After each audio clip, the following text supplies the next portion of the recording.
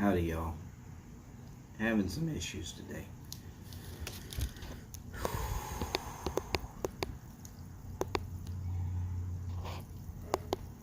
But hey, we're here. We'll talk. Whatever. It's cool.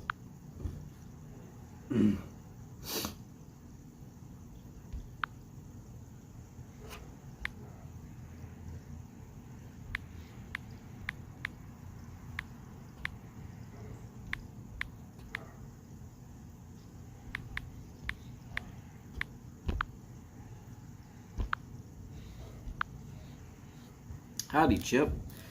Good to see you, sir. I'm skipping the music today. Allergies are going crazy.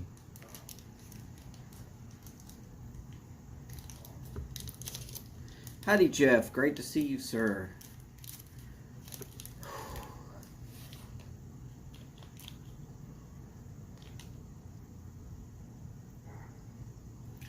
They came back with bad news about my cat. Definitely cancer.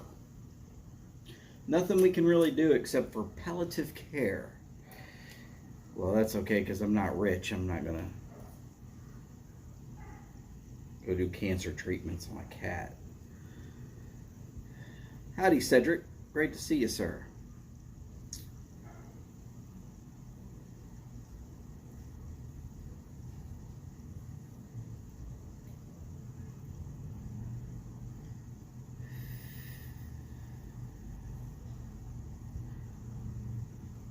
So I'm feeling a little low.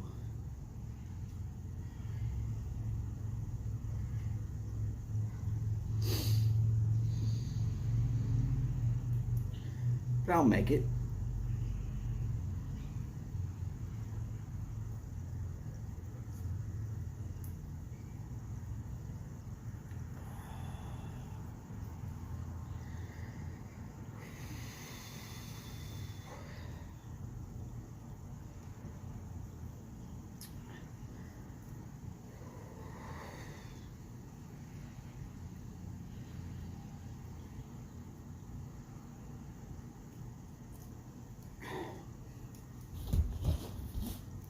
Just having a little rough time.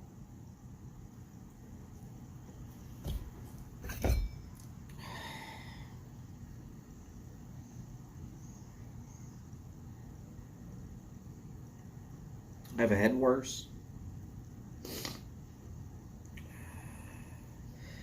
I've survived everything else that this world's thrown at me, so I guess I'll survive this too.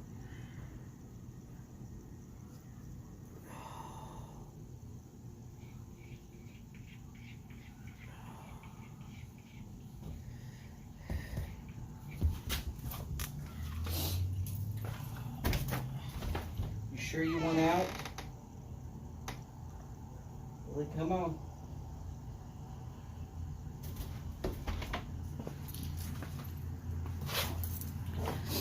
Yeah, my cat that has cancer wants to hang out with me.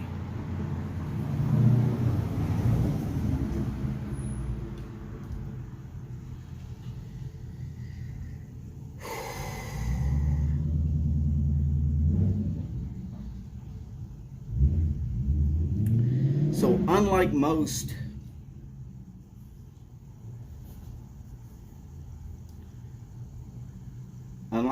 days,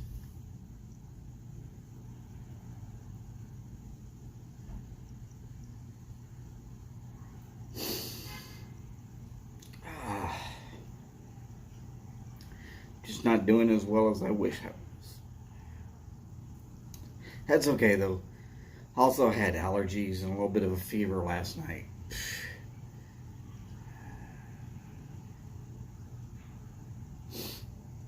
It's not COVID.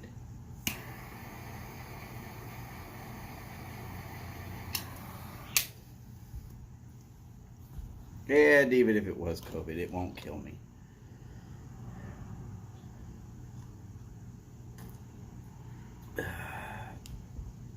No, I know it's not COVID because I can still taste and smell.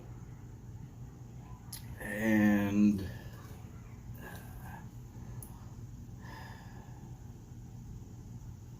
all the other things that everybody says, oh, that shit goes away as soon as it's COVID. Yeah, it's still there.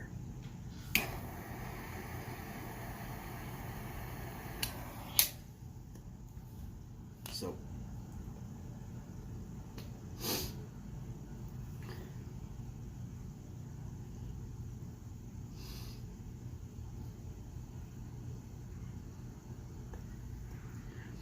it's all right, Chip.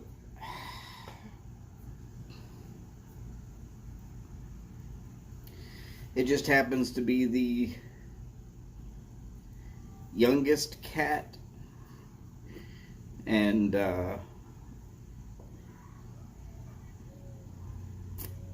more or less mine.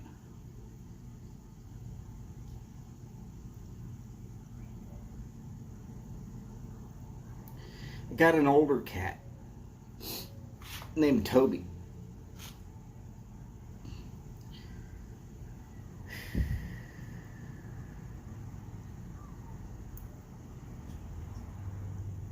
He was born sometime in 2004. So yeah, older. And Siamese, which Siamese don't normally live that long. So Toby's just a trooper. He just keeps plugging along, no big deal. Everybody's my friend. It's awesome.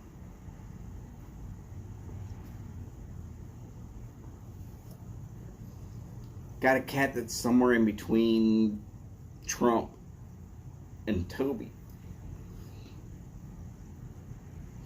He's afraid of everything except for birds. Howdy, Paul. Great to see you, sir.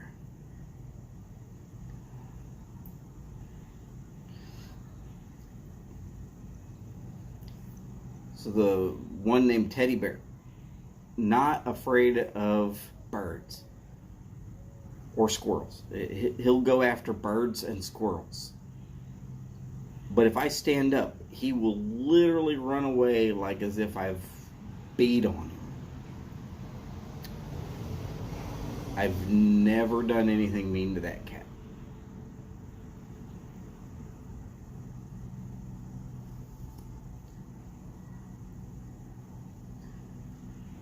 Howdy, Possum. Great to see you, sir.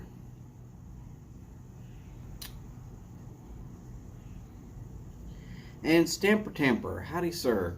Good to see all of y'all in today.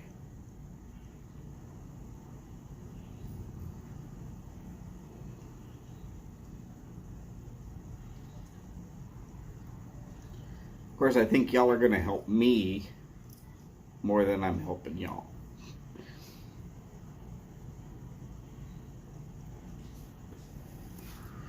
Cedric, I'm not sure how you could do that. Normally with any kind of a decent cigar, I'm pretty good after I'm done.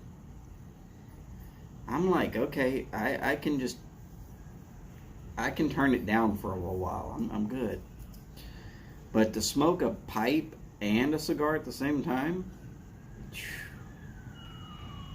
that's competing on Everett Young's level and Chad. I think I'd probably roll over and go into a coma. Howdy, Sharon. Great to see you, ma'am. Hopefully you are doing well. And yes, ma'am, I'm getting better.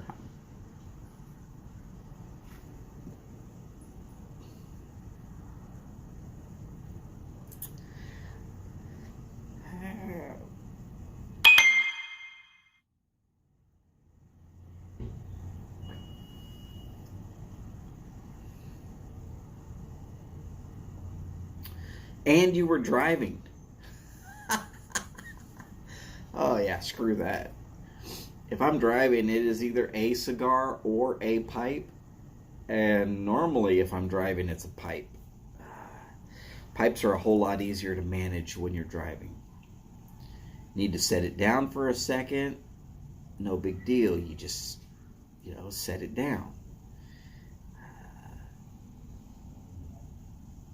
Need to relight? No big deal. You can pretty much do that with a quick glance. Cigars are a little more difficult while you're driving. Doable, but a little more difficult.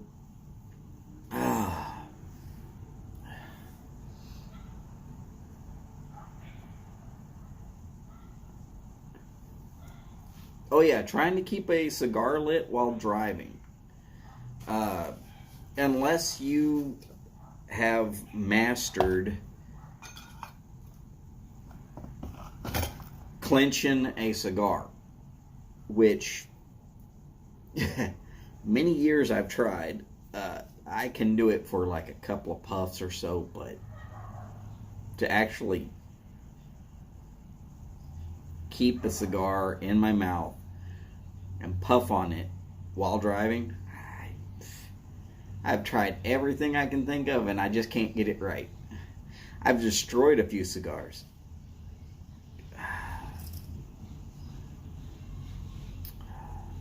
Obviously, I'm not perfect.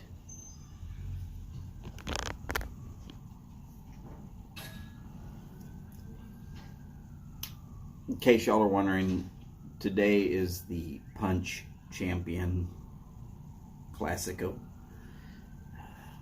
Again, inexpensive, decent smoke, plenty of strength, flavors are good. Well, if you like cigars. Granted, there's a lot of people out there that don't like cigars.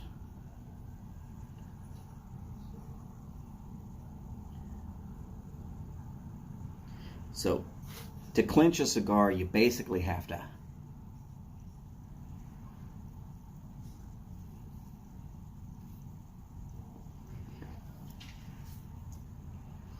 got to put it down there in your teeth. And the problem with that for me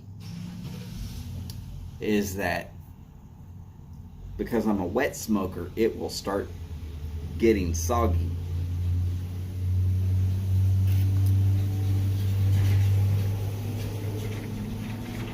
Bearwolf, howdy sir, great to see you. And when it starts getting soggy, you start having to bite a little harder. And the layered effect of biting harder plus it getting wet means that it's going to plug up, which means I got to work a lot harder to keep it anywhere near lit.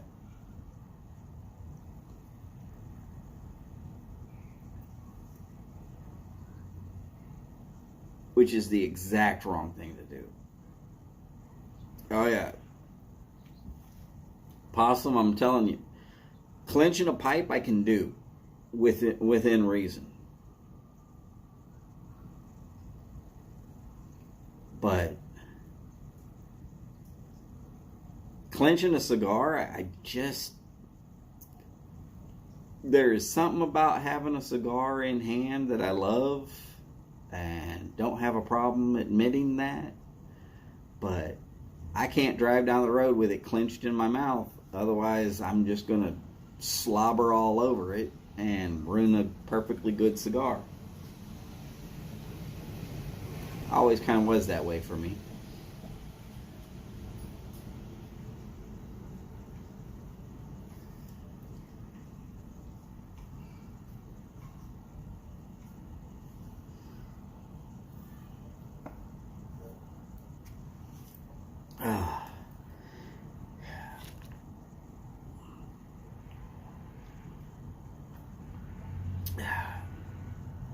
Orange soda from Mexico.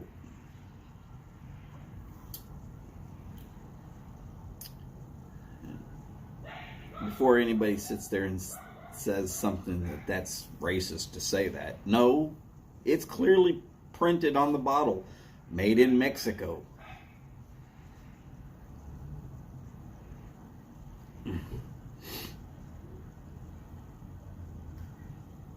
And for $1, you get a little bit less than a 2 liter.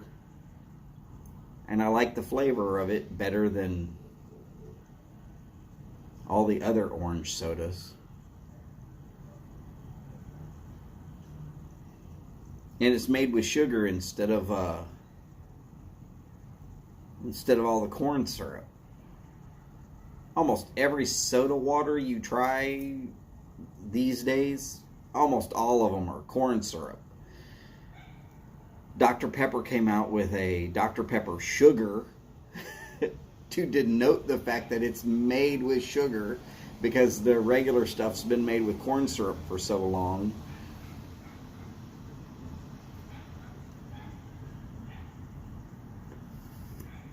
But you get a soda from Mexico or some of these some of these not first world countries. Not saying that Mexico does not have some first world situations going on. I mean, they're producing supercars in Mexico now. Sounds kind of crazy. 30 years ago, you'd never hear somebody say that. But then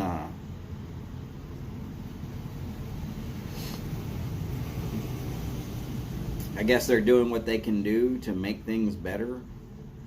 Hey, they've always made beer. They've always made decent beer.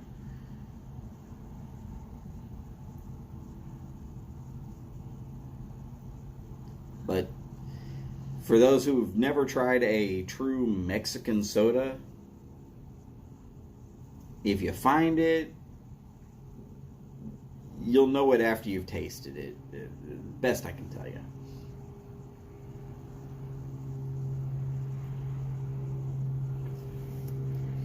Am I going to tell you, oh my God, you're going to be like, oh, this is the best stuff ever? You know, maybe, maybe not. But if you like a fruit-flavored soda, you pretty much really only have two choices here in this area.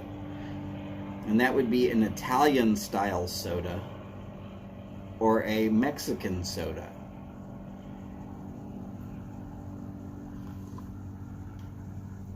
I like both.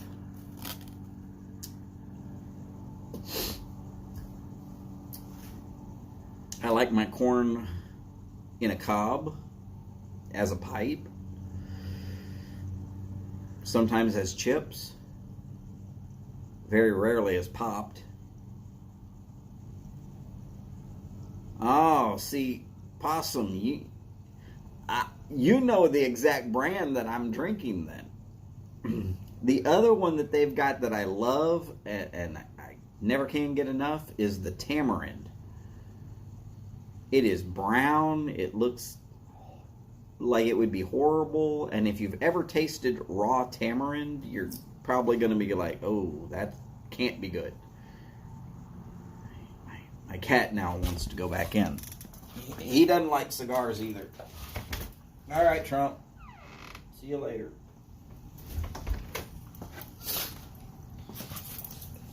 And yes, his name is Trump.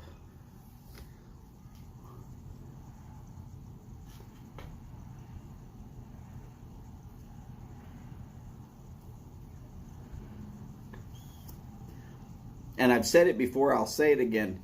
He was named because when he first showed up, his hair was so horrible that he looked like he had a comb over. And the comb over went the exact same direction as Trump's hairpiece. Now, you can hate me for naming my cat Trump. But that cat showed up while Trump was the president.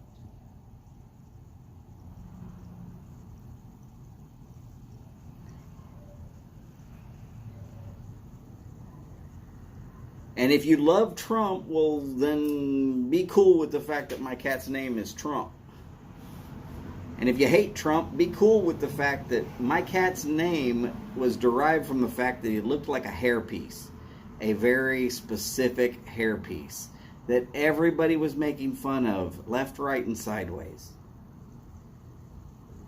Honestly, I don't care. He answers to Trump, so we're going with it.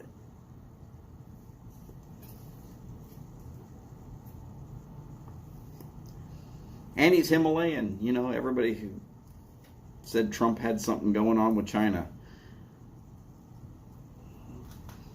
Yes, Bear Wolf, that is the one that is sick. likely will not see the end of 2022.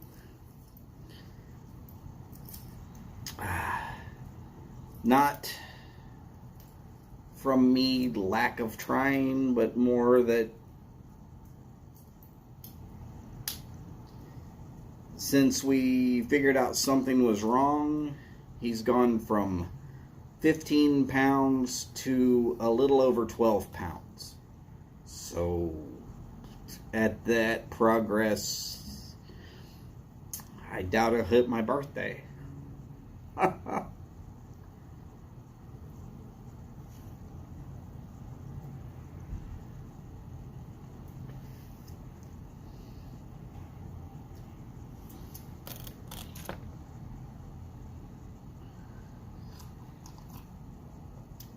But we can't keep dishing out money on this cat. We are already over $2,000 in the space of a month. And now it's...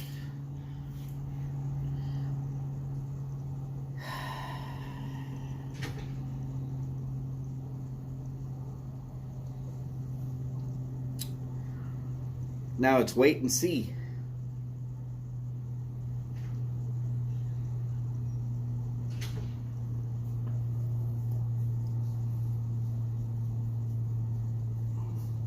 Oh, but don't worry. Somebody has already moved out of the neighborhood and left us a replacement.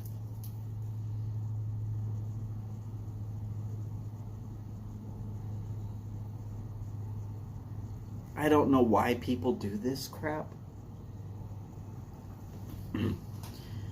But almost every time someone moves out of this neighborhood, which is like right as soon as their kids graduate high school, they put their house up for sale, they move, and they leave the cat.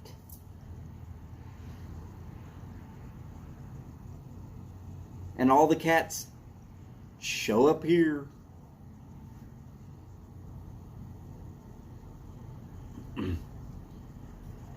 My wife is calling the new one Mikey, because he will eat literally anything.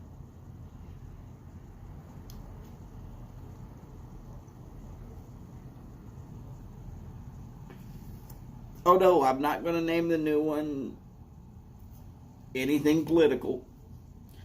Nope, I'm going to call him Angelo. And he's already answering to it. But that's because my wife is calling him Mikey. You know, Michael Angelo.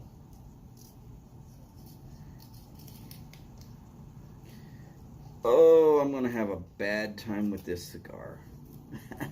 It's already flaking off.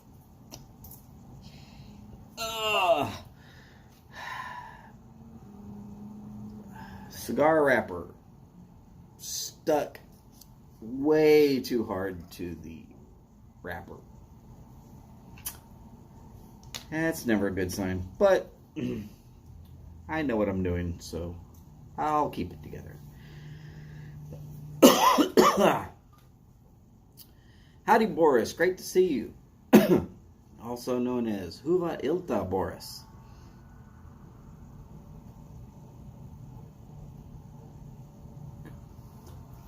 By the way, if y'all happen to see Gamecock Piper later today, you should probably say congratulations. And if you see Night Piper, you could tell him that the tar hole's lost. He'll get a good chuckle out of that.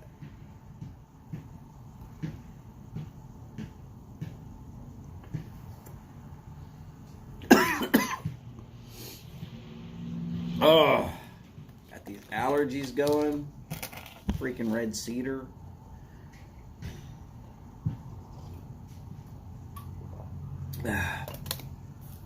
See, red cedar grows up in around Colorado and Kansas, Oklahoma, and some parts of extreme west and north Texas. And when the wind blows the correct direction for a certain number of days, it settles a nice fine layer of red cedar pollen all over this area.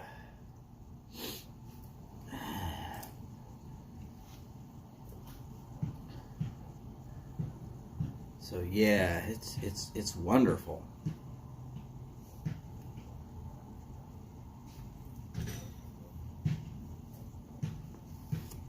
Yeah, Boris, I'm right there with you, brother. Let's look at the realistics. Trump is a long-haired Himalayan cat. Not the right kind of cat to live in Houston. Would probably have done real well in Finland, where it's nice and cool. All that long hair would have some sort of a purpose. Houston? Yeah, all that long hair, fur coat style stuff, that's a problem. Howdy, Todd. Great to see you, sir.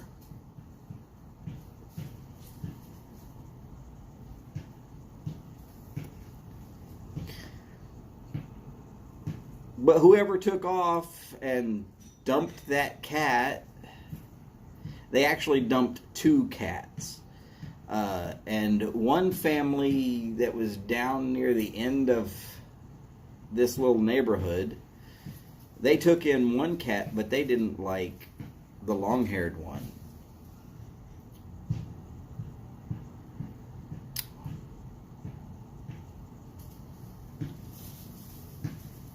And not seeing that there would be a problem, except for the fact that they were already kind of like buddies. So now the long-haired one wants to hang out with his buddy that he's grown up with.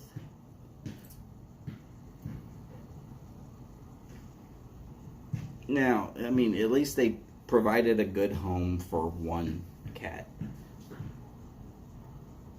But then they went and had the pound show up and threw Trump in the pound. So my wife said, all right, we're going to go get him. It's been my cat ever since.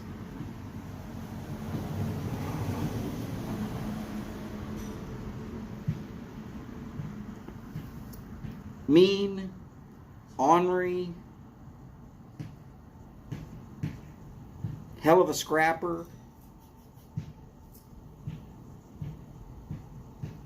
Boris, the way I'd dump them, they wouldn't survive the first one.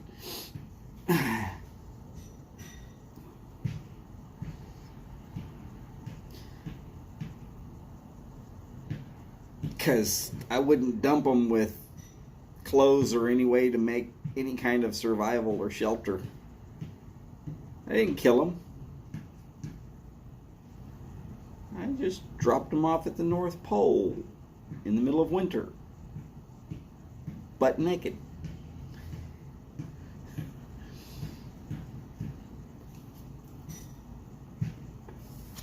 Howdy, Patrick. Great to see you, sir. Of course, let's be honest. It is hard to go do anything about these people that would do such things because they put their house up for sale. As soon as they know it's for sale, they pack all their stuff. It looks like they're going to take their pets. And then 2 days later, their pets magically show up here at my house.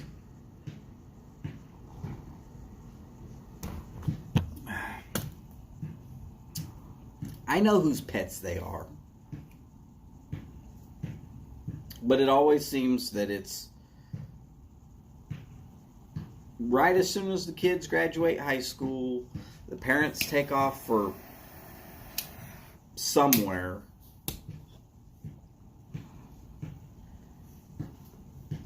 And just dump their cats. If it was up to me, there'd be some sort of near to felony type situation for people that do that crap.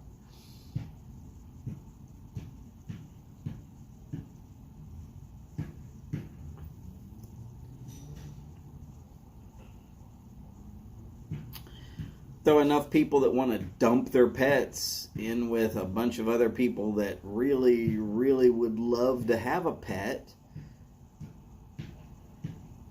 I think something's going to give. Probably that backside, but been to one prison, been to them all, huh? Not true. Not true.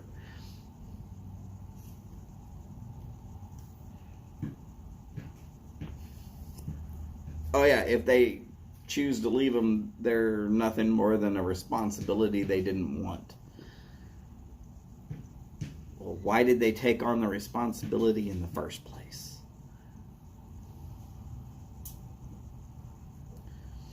There should be some way to put those kind of people on a registry so that they can't adopt pets later. And they should have to actually take parenting classes, because chances are they're also piss poor parents. Oh, I know. If somebody gets offended by me saying that, well, hey, show up around here and let me talk to you. Still don't have any takers on that one.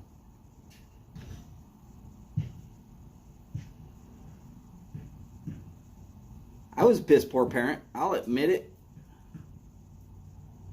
But I still damn well wouldn't have thrown a pet out.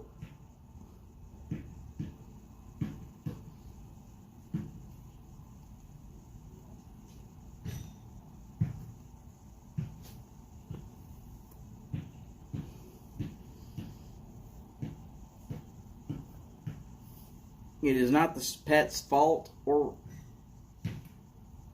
reason for being to just be suddenly undomesticated and left outside. And, I mean, damn, let's be honest. There's enough stray cats and stray dogs. I'm going to say this. If somebody is really into breeding their pets, you know what? Go ahead. But chances are, if you're really into breeding, unless you're into one of those breeding to create a fighting breed that's just there to fight other dogs, then the chances are you're really trying to take good care of your pet. Some of those things can make you a lot of money. But for the rest of us who are not out there trying to breed the next purebred, oh my God, everybody has to own one dog or cat.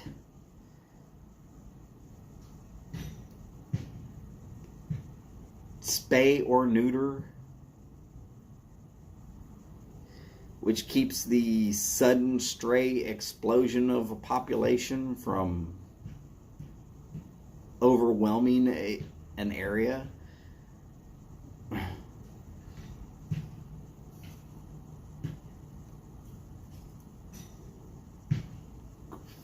Yeah, Paul, there's a special place in hell for those kind of people that want to raise fighting dogs to be fighting dogs.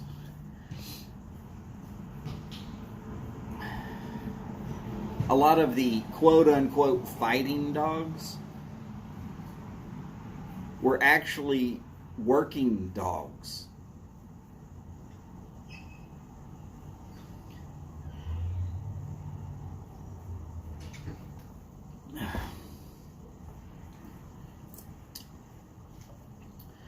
Pit bulls.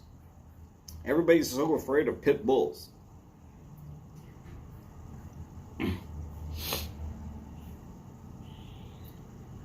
I grew up around a pit bull. No problem.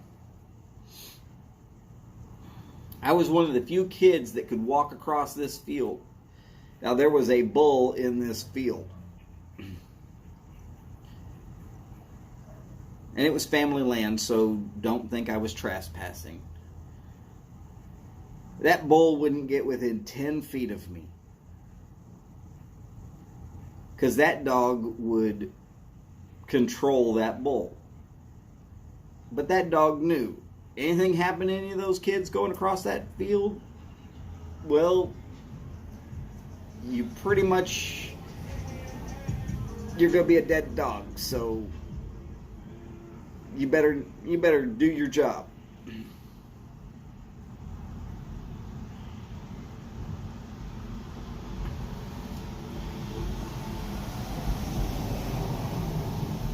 Okay, so Boris, I'm just making sure. Snowing straight up and down, or it's snowing sideways? Because I've made that mistake a few times too. I've seen it snow both directions.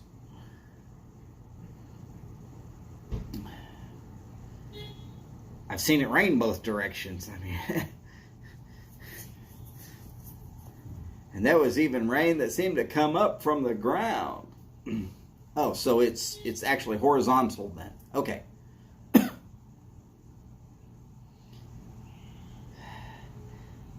That's at least a 45-mile-an-hour wind, Boris. I'm not exactly sure what kilometer that would be, but if I remember correctly, snow will stay pretty much horizontal in 45 miles an hour. I think it takes 53 for rain, but that's because rain is more aerodynamic. Don't ask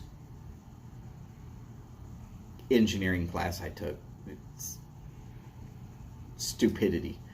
But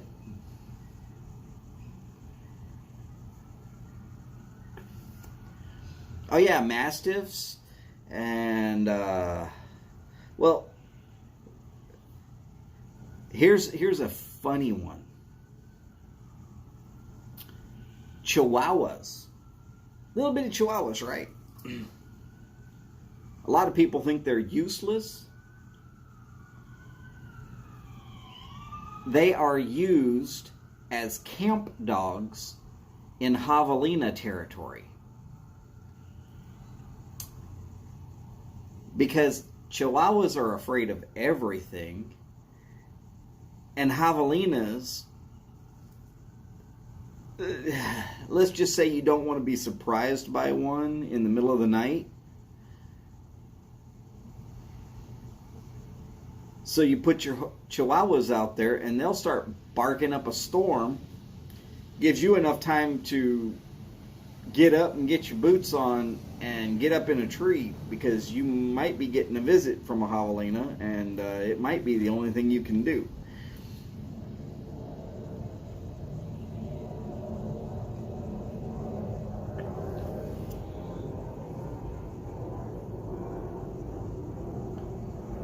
Okay, not completely horizontal. Okay. So it's somewhere below 45 then. And I'm not sure what knots or kilometer that would be. And I'm not going to try and do the math on that right now. But still a 40-ish mile an hour wind, probably some gusts into that 45 mile an hour range. That's a hell of a wind chill. So Boris, be careful out there.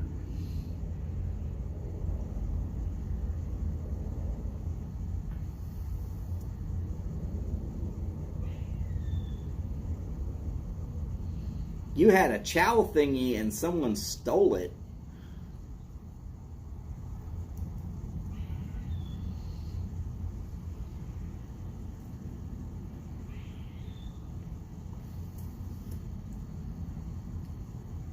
Ah, meters per second. Okay.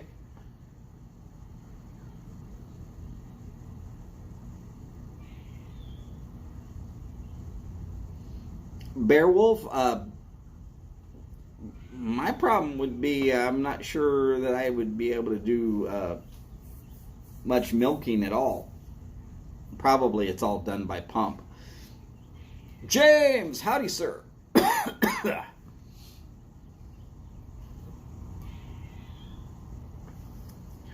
Oh, a gull bird flew off with a dog. Ow.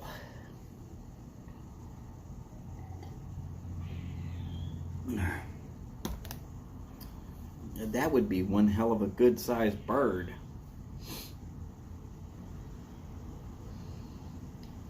Though, sea eagles have been known to pick up fairly large fish.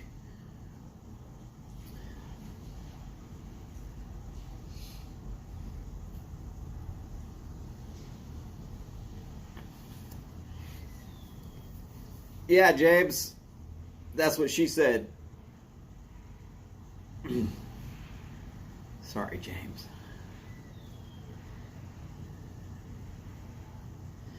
Yeah, some seabirds do get fairly good sized. The albatross, sea eagles.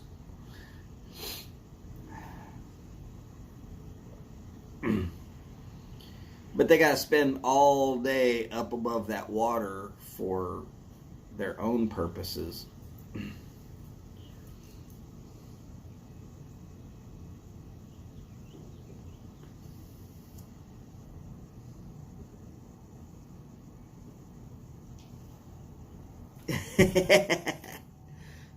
Figured I'd give you the shot there, James. I mean, if you wanted to claim it, go for it, brother.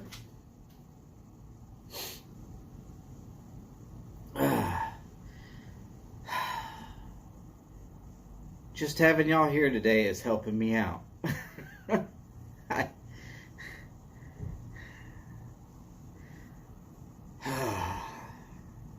It was a rough day. And, 40-ish minutes in, and at least closer to my smiling, happy-ish self.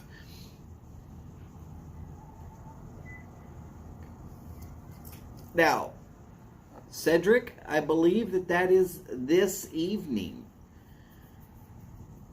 Possibly. But I'm not going to be wrong and tell you that. I'm going to say that when I get off of here, if Mike goes live, then we'll know. Cliff freaking Higgins! Howdy, sir. Great to see you. By the way, how about we make at least one last bowl call for the year? Bowl call. What are you smoking and what are you smoking it in? Now, of course, I've already said it, but I'll say it again. I've got a Punch Champion Shape Classico. It's a decent little cigar.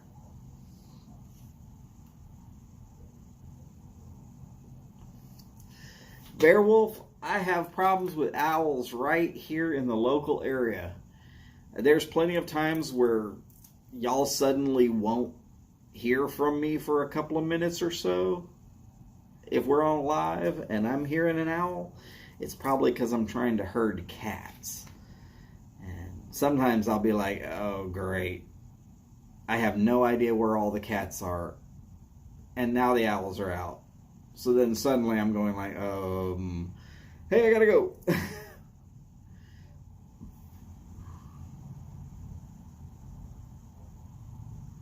An igloo, James, not an igloo. Howdy, Ben. Great to see you, sir.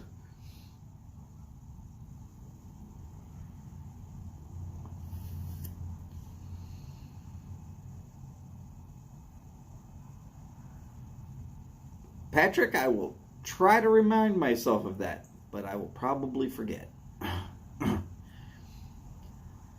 James is smoking Margate in an LCS stubby. Piper said is smoking Nutty Irishman in a 7LA Dublin.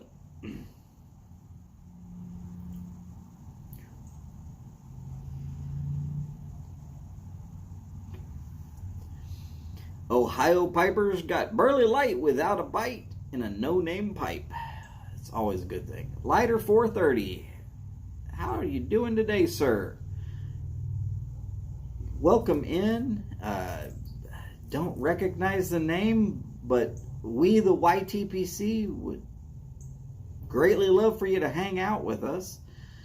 Here in a little while, hopefully we'll be going over to Briar Blues channel.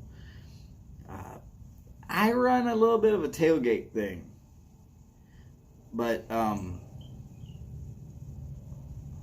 that doesn't mean much of anything other than it's great to see you, and hopefully you can hang out with us for a while. Cliff, I'll trade you my rough day for yours. Chip's got L.J. Peretti, Tashkent in a Meerschaum Bulldog. Always liked bulldog shapes. Bearwolf's got Big and Burly in a basket pipe. I've always also liked basket pipes. Longtime lurker. You're always allowed to comment. We don't mind.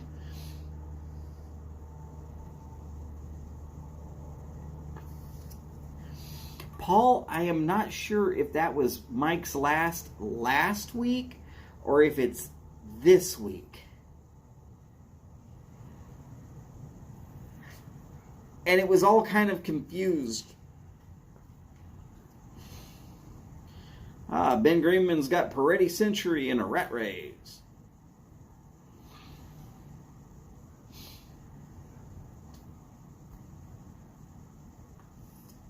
Ooh, Lighter 430. Nice. Penzance and a Tom L. Tang Eskimo. I've looked at several of Tom L. Tang's pipes, and I have never been able to pull the trigger. Tell you what, I've always wanted to, but then I am either like I don't have the money to do it, or I can't find the exact shape that I'm looking for, and I set it aside, and then I'll see the shape and not have the money. It's like, ugh, stabbed to the heart. Not that you have one and I don't. No, I'm very happy for you. How does that smoke, by the way? I mean, I've heard that Tom L. Tangs are really exceptional.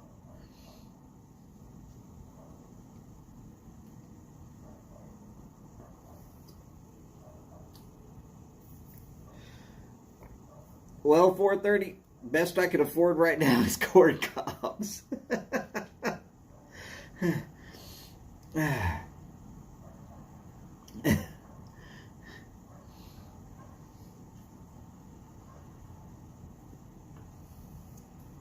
Yeah, everybody who's got an L-Tang says the same, that they are just, they're exceptional.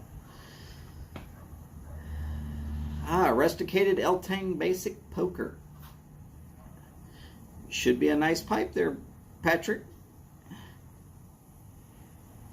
All right, Paul, let us know if he comes back and says that it's going to happen, or if he says that it's not going to happen. I'll go to at least to the end of the cigar. How about that?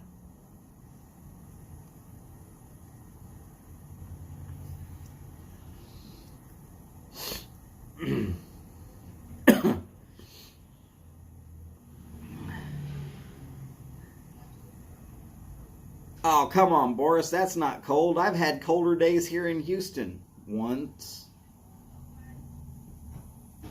this year for like 2 days straight. But yeah, once. Maybe it was 3 days straight. I don't remember.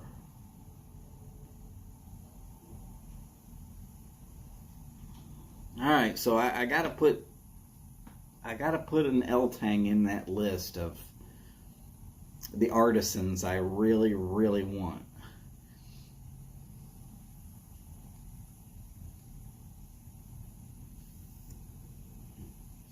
Well, Cliff, y'all remember when all of Texas was shut down with that ice storm that barreled through last year in February? I mean, I remember. Boris hung out with me while I smoked a pipe.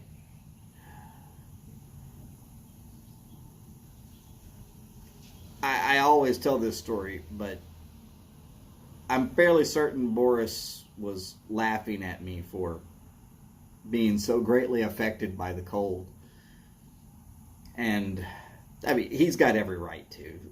I don't mind. If somebody who lives in a really, really cold environment wants to laugh at me for being bundled up and still being cold, y'all go right ahead.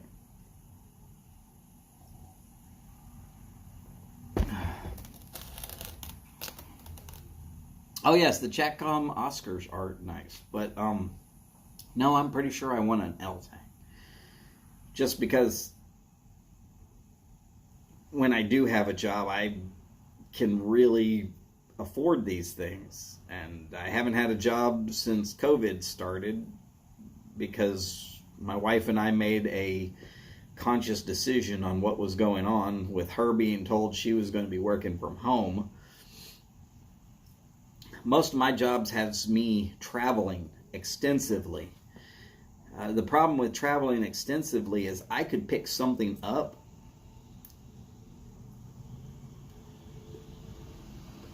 500 miles from here and still be in Texas, but still 500 miles from here I could pick something up, and then I bring it home to my wife and my mother-in-law, and that would be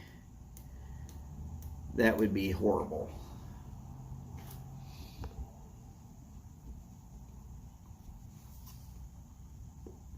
Okay, so guess the pipe shape is on Sunday. All right.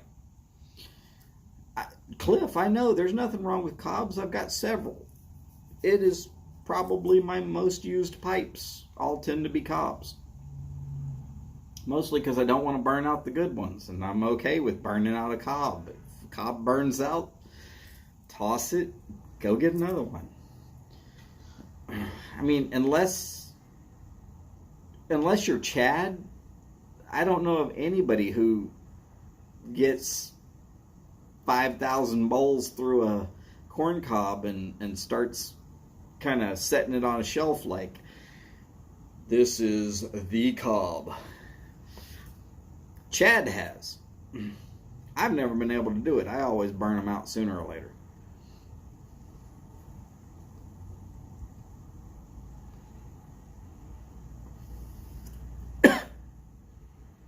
Okay, so Mike is going to be live tonight.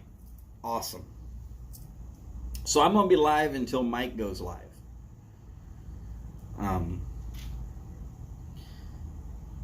And because YouTube is a little bit wonky, I can prove that. I was notified that Eddie TX, or Piper TX, up in Fort Worth, I was notified he was live. So I clicked it and went straight there.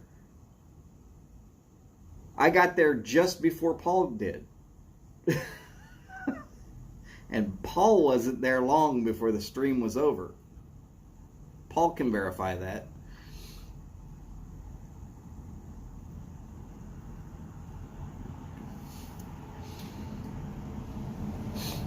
Sharon, yes, I do have a little bit of allergy situation going on right now. It's got me coughing and sniffling, and it's ugh. But red cedar every time does that to me. Nice, a 10-year-old country gentleman. And yeah, Chad's workhorse is the carbon cob. If he was to knock all the carbon off of that cob, it would probably just be dust underneath. There's nothing left of it that's actual cob. It's hardened cake that still holds basically the shape of the cob.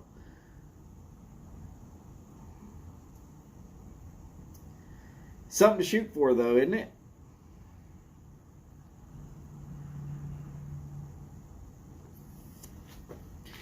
Oh, and by the way, for anybody who's been watching on what's going on, Mark, TPI, Tobacco Pipes International, he came out with a video just recently, and I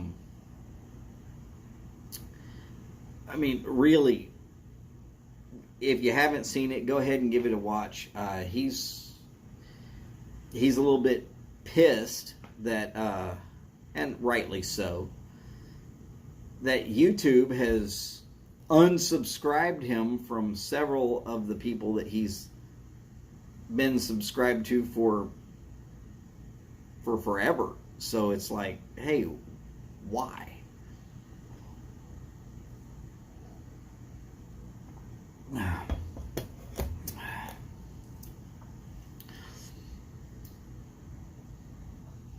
Well, that's old Joe's haunted book cob.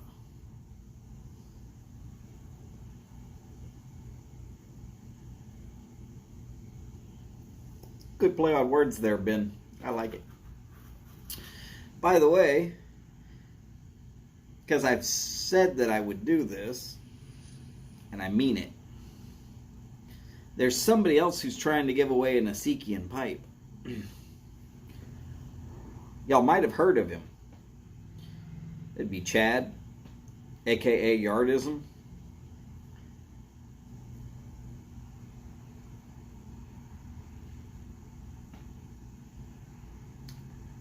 All I'm going to tell you is you're going to have to watch his video. Came out, if not yesterday, then the day before. I'm going to have to watch it a couple of times to make sure which of the phrases I'm going to want to use. I've got a few ideas.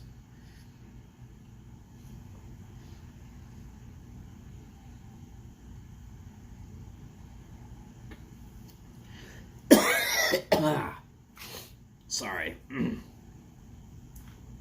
it's just allergies. Post-nasal drip. It's like letting one of those damn caterpillars crawl down my throat is what it's like. But hey, I'm okay. And for those of you who don't understand what caterpillar I'm talking about, don't worry. No big deal. I got stung by one on the neck this year. I lived.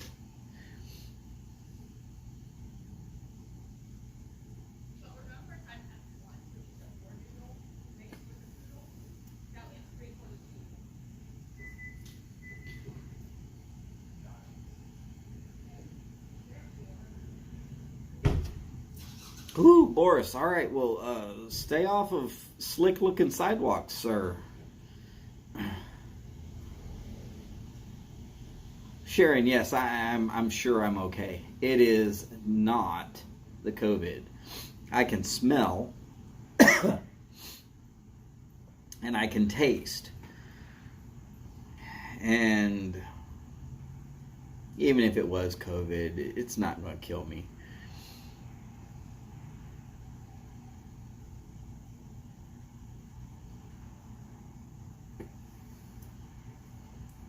The world's been trying to kill me for years, and they haven't figured out how to do it correctly. So I'm still here. I'll start worrying when I get to about 65. Men in my family don't tend to live past 65. They just fall over dead. Of the guys who have lived past 65, my dad, how he did it, I don't know. But he's still alive. And then there was an older guy named Morris. First and last name Morris. He lived to 80. Of course, he went senile at 60, so he didn't remember it.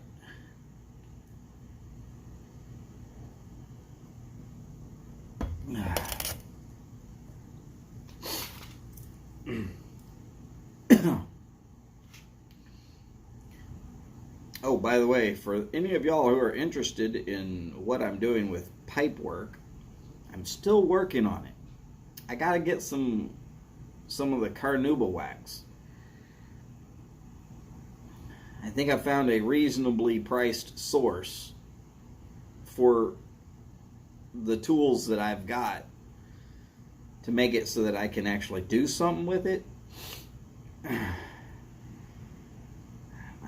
about ready to pull that trigger. But I got to wait until my wife says I can. Of course, $2,000 out on my cat this month did not exactly go as planned. Otherwise, I would have already done it.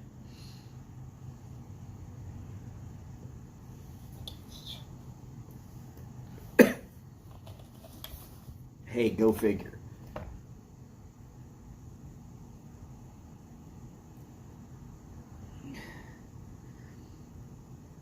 Well, Cliff, if God didn't think that bacon was to be eaten, he wouldn't have made it so tasty. And then there's the other side of that, where if we don't eat bacon, those things that produce bacon will out-eat us, being that they're dropping another litter every 3 months, 3 weeks, 3 days, 3 hours, 3 minutes, and 3 seconds. And they're eating machines. Just say it. Eating bacon is a matter of human survival, in my opinion.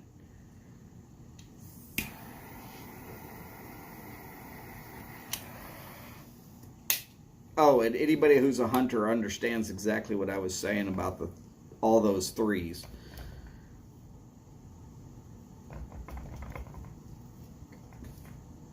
What is it? 6 to 12 in a litter?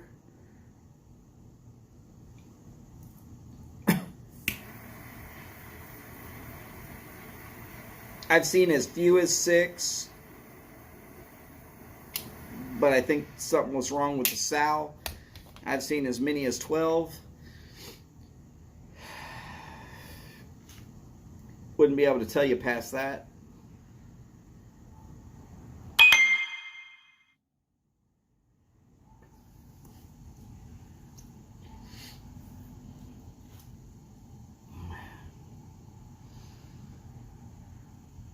Lord knows if they outlaw bacon, I'm quitting the human race in general.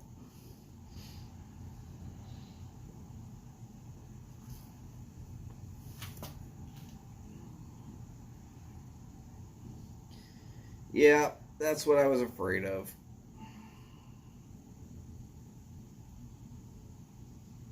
It is not going to smoke because that spot where the jacket tore.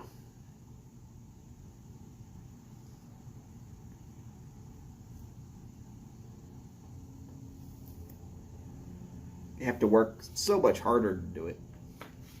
That's okay. I'll figure it out.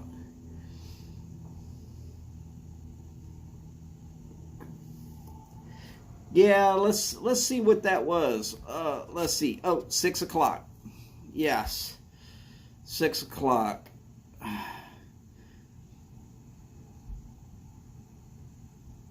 Every day I get a freaking email from ZipRecruiter that still can't figure out that quality inspector is nothing to do with boiler inspector. I think I'm just going to have to unsubscribe to them, but every once in a while they also pop something up there about working inside the plants here right down the road, which is the only reason I don't unsubscribe from them. But yeah, 6 o'clock, my local time, that email comes through every day.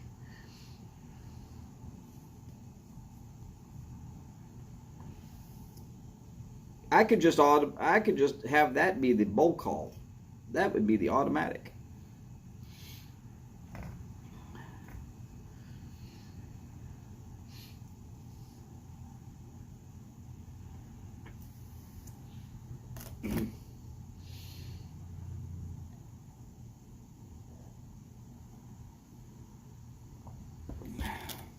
Woo! Was he on a snowmobile or a snowplow? Of course, that goes out to Boris, who I don't think you could drive regular vehicles in the snow that he's saying he's been having.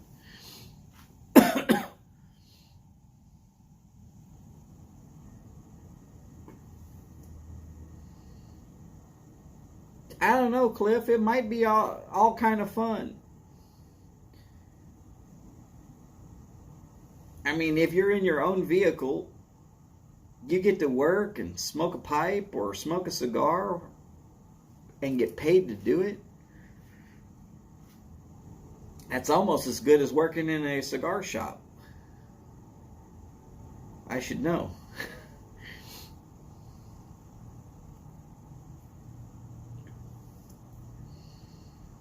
And yes, I still will continue to answer as many questions about cigars as we ever have time for.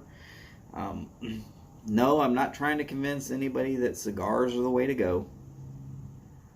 I still love my pipes. I still smoke my pipes quite regularly.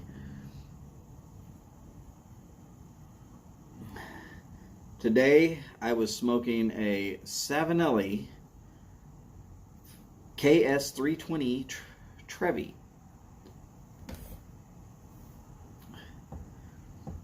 I got that from the Pipe Nook a couple years back now.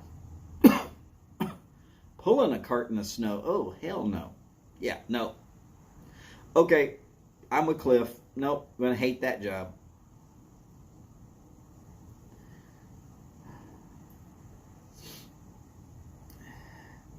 There's only two kind of things to pull in this kind of weather.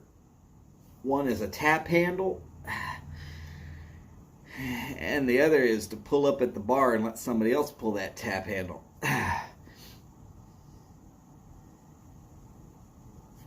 Thank you, Cliff. I do kind of like it. It is Raiders colors, except for right here.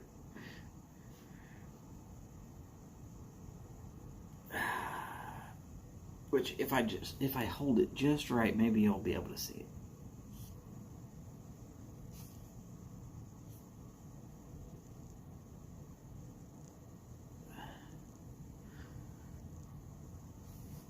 No, not gonna focus.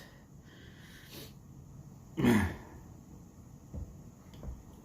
is a hellaciously great smoking pipe, though. Fill up that bowl, sit down for about an hour and a half, maybe 2 hours. And those thick walls never, ever get so uncomfortable that I can't just hold it in my hand.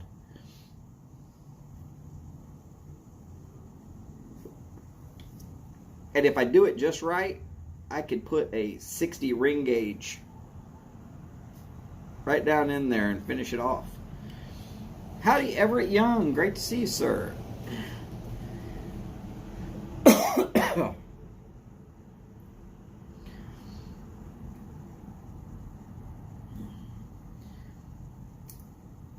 I hear that you're having snow, Everett. That's like hearing that Mike's having snow and that Dingus is having snow and that Boris is having snow.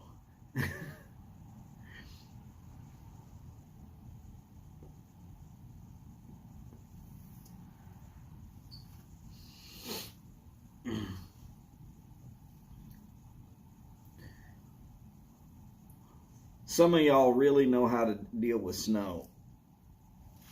I'm not one of those people. I don't deal with snow.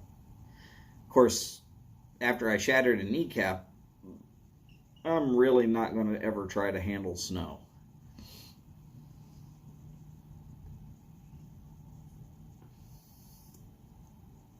Oh, that's right. Just Chris is having snow. Yes, that's correct. I'm also willing to bet that Daniel Leslie, wherever he is having snow. He does have a Canada address, from what I understand.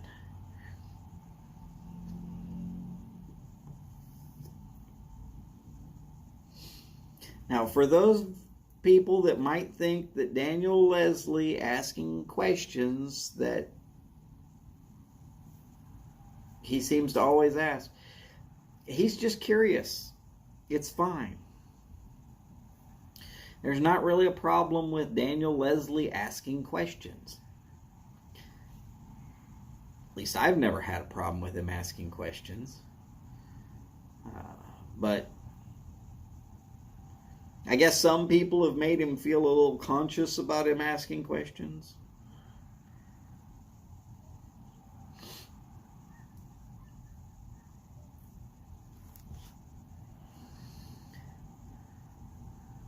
Hey, if that's how you learn, is you ask questions, well, then go for it. Truth of it is, try to learn something new every day. I've lived by this for years.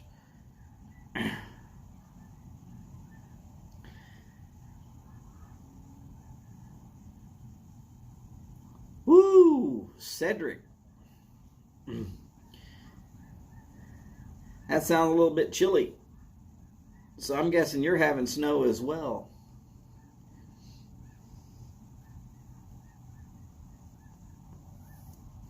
Yes, Cliff, you definitely are. The last little bit of migration is happening. I'm not sure if they're going north or going south right now because they're up high enough that I can't see them. Which is weird because normally they get here still with a couple of hours of daylight. They like to get right out there onto that creek bed that's only about, I'd say, half a mile away. I don't know what a herd of geese is called, but I know when you get enough of them out there on that creek bed, they get pretty noisy. Not as noisy as cicadas, but definitely good hearing there, Cliff.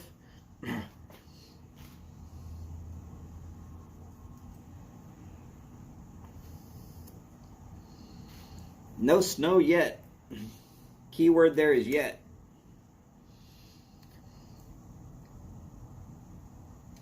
I know that because my mom was from Kenosha. So it's a flock of geese. Okay.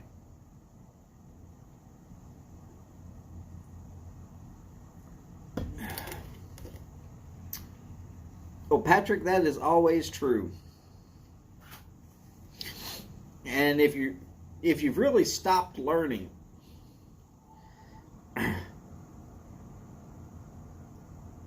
there should really only be two reasons to stop learning. One is because you're trying to teach what you have already learned so that somebody else doesn't have to make all those same mistakes. Or two, you've just given up. That's really the only reason to stop learning. I'm 47 years old. I shouldn't be trying to learn how to carve pipes right now. I should have tried to done that 20 years ago. But I'm still learning.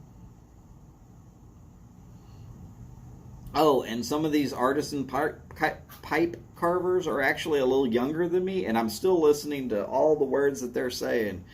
And I'm trying to learn everything that I can.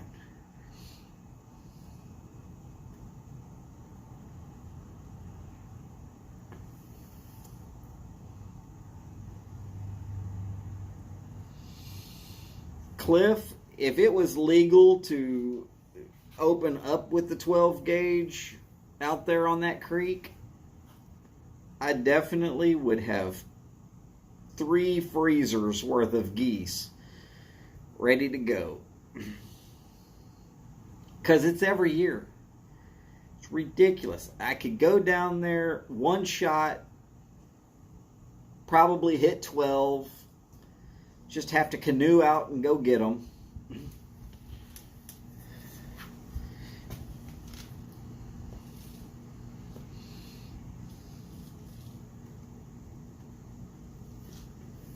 Well, Patrick, I mean, there is that.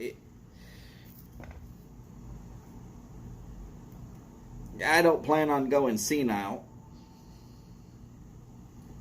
But I'm saying stopped learning as in made the conscious choice to stop learning, which mitigates the senile or the 6 feet under. Now, I don't mind someone who says, look, I've learned all I want to learn. But I will tell you, 18 years as an electrician, I thought I had learned it all, and then I started teaching people how to do it. And I learned more teaching than I had ever learned before teaching. Because I had to learn new ways to say the same old things so that somebody who might or might not understand it would then understand it.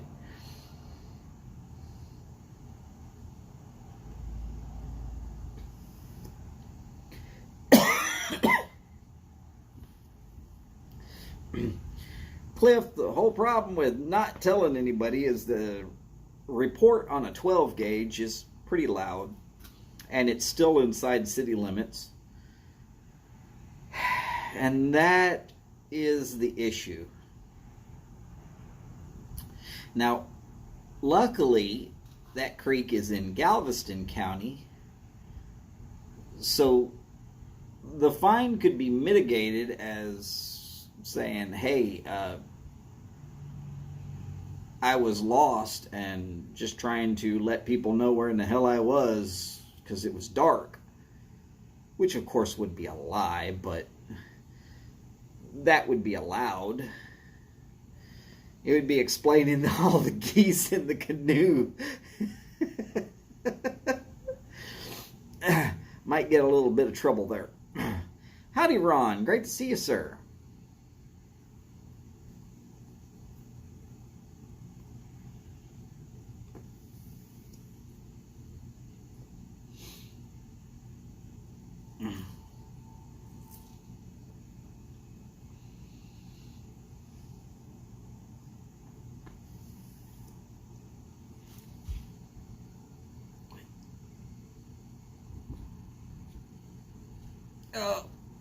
There we go.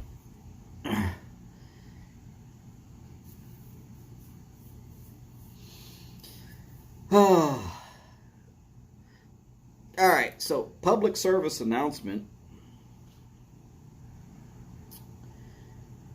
And I just want y'all to remind yourselves of this when it comes up to these quote-unquote drinking holidays. Drinking holidays tend to be amateur night. And what I mean by amateurs, the people who do not drink on a regular basis, don't know their limits, don't know when to say when, don't know how to not drink and drive, they'll go out and drink on these certain holidays. Christmas, New Year's, 4th of July here in America. Maybe not so much in England, but at least in America. St. Patrick's Day, Super Bowl Sunday, your birthday. It tends to be that that's when the amateurs show up. So if you're going to go out and go drinking, get yourself a ride, a designated driver, call a cab, Uber. I mean, you wouldn't believe the expense that one DWI will tax you with, but here in America, it's 10 grand. By the time you are done with it, you will have outed 10 grand. And it's just not worth it.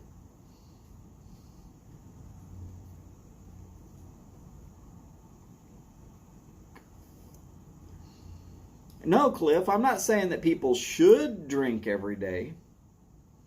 I'm just saying that the ones that do tend to drink every day know when to say, I've had enough.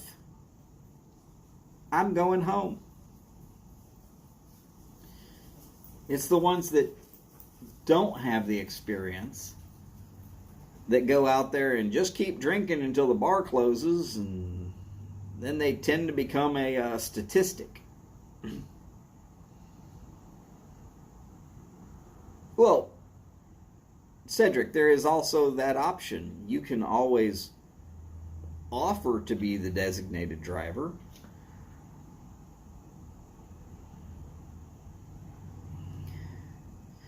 I know you said designated drinker. I'm just saying that if you're going to go out drinking, try to do it as safe as you can, because I want y'all all to make it through the next year too. I want all of y'all to be able to say, I survived all this crap. And me, I'm going to go with the Everett thought, and I'm going to stay safe and drink at home. I got a pretty good sized little bottle of Woodford Reserve over here that I'm thinking about finishing off during Martin's live feed. Y'all remember Martin? Be prepared. Or be pampered. Whichever. Wait, that would be NASA's new motto, isn't it? Be pampered. Bad joke. Bad joke, sorry. Everett, I don't drink any less.